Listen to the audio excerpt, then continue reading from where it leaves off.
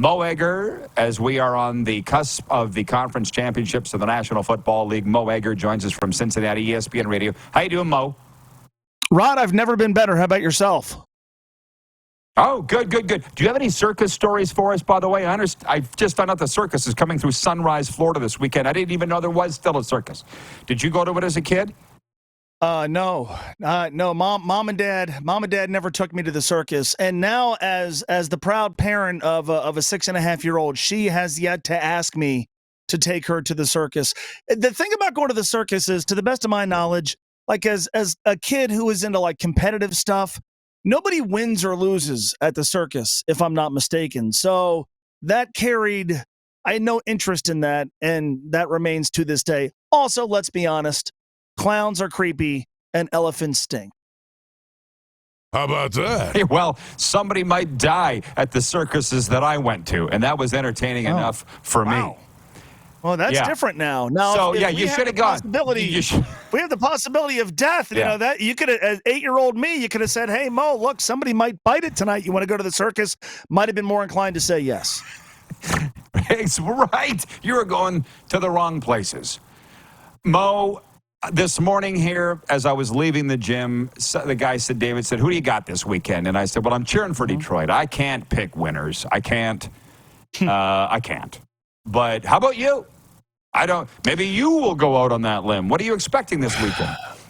Well, there's what I want, there's what I can relate to, and then there's what I think is going to happen. What I want is the best possible Super Bowl. And when San Francisco played Baltimore on Monday Night Football about a month and a half ago, whenever it was, I couldn't wait for that game because I think those are the best two teams. And then unfortunately, San Francisco was terrible that night. Baltimore was great. They looked like the best team in the NFL, but I really wanted to see that game the first time because it was a dud the first time.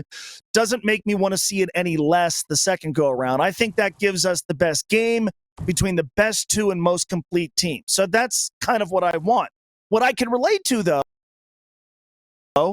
is and Rod, you and I were talking 2 years ago when the Bengals made the run to the Super Bowl. That was in 2021. They broke a stretch of 31 straight years without advancing in the postseason.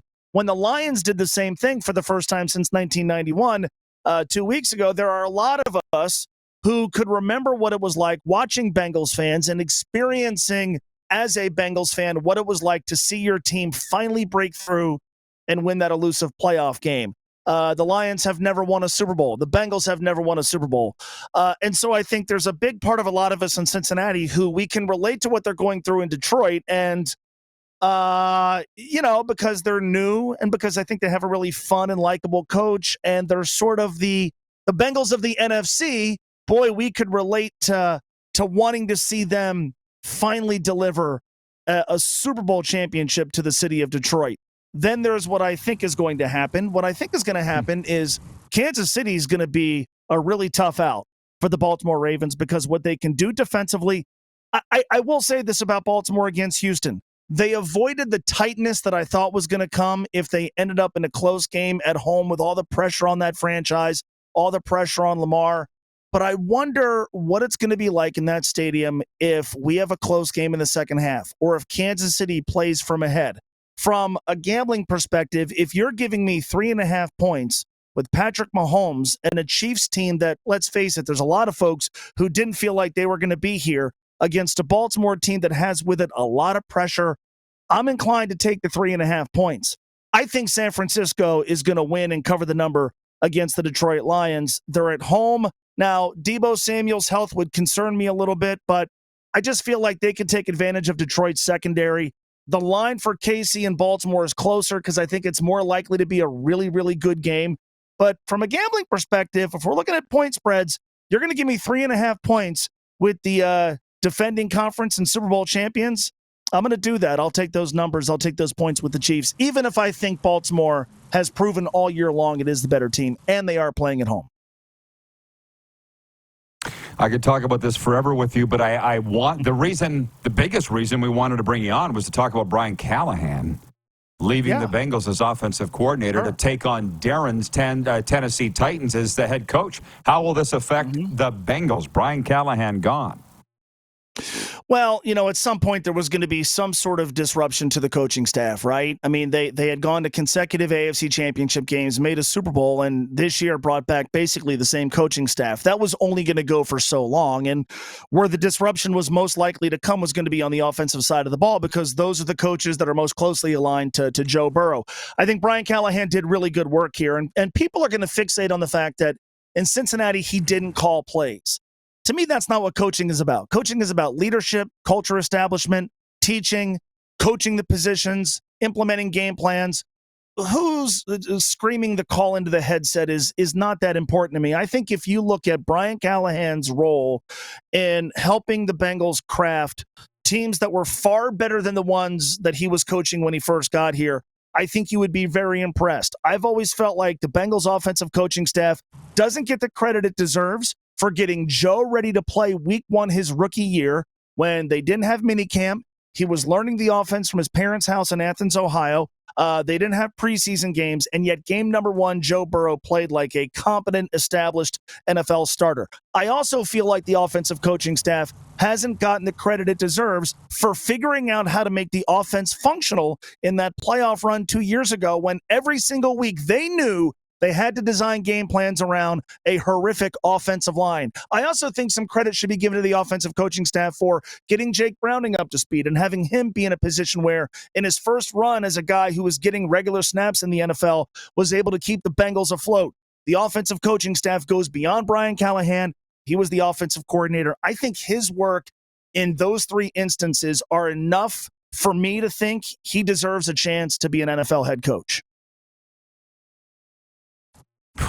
Isn't that mighty big of you to wish someone well? That's so rare in today's world. But to be honest, I just look at the Chiefs. Yeah, you mentioned them at the Ravens. There's a bit of a theme here. I had a guy, like I say, at the gym this morning said he's sick of the Chiefs. I'm sick of them. But you look at, they withstood the loss of Eric Bieniemy, and it's not like he lit the world on fire in Washington. But they're going to raid your staff. That's the way it goes. And that hasn't really been talked about going into this weekend. Maybe it's not that big a deal. Yeah, no, I mean, I think from a Bengals perspective, this was almost to be expected. A year ago, Brian Callahan did interview with teams, didn't get the job. In an offseason where we've had Jim Harbaugh and Mike Vrabel and Bill Belichick available, he, to me, still stood out as somebody who was going to be given a chance. He kind of fits the profile of what teams are looking for, right? Younger, offensive-minded. And, this is the latest example, I think, of the Burrow effect, which is why, the Bengals named their new offensive coordinator today, Dan Pitcher. I feel like if Joe Burrow plays 17 games and the Bengals get back to the postseason, at some point soon you'll be reading about Dan Pitcher's head coaching bona fides. This is just how it works. And to a degree, here in Cincinnati, you kind of look back at this year and go, God, you know what? They wasted continuity. They went to consecutive conference championship games, brought back the same coach, basically the same team, same coordinators, same position coaches, and you got to take advantage of that. They didn't this year. But yes, you have a team that's relevant every year. You have a team that wins playoff games. Obviously, the Bengals couldn't do that this year because they didn't make the postseason. At some point, somebody was going to poach someone off this staff, and the guy who it was most likely to be is the offensive coordinator who's worked with Joe Burrow.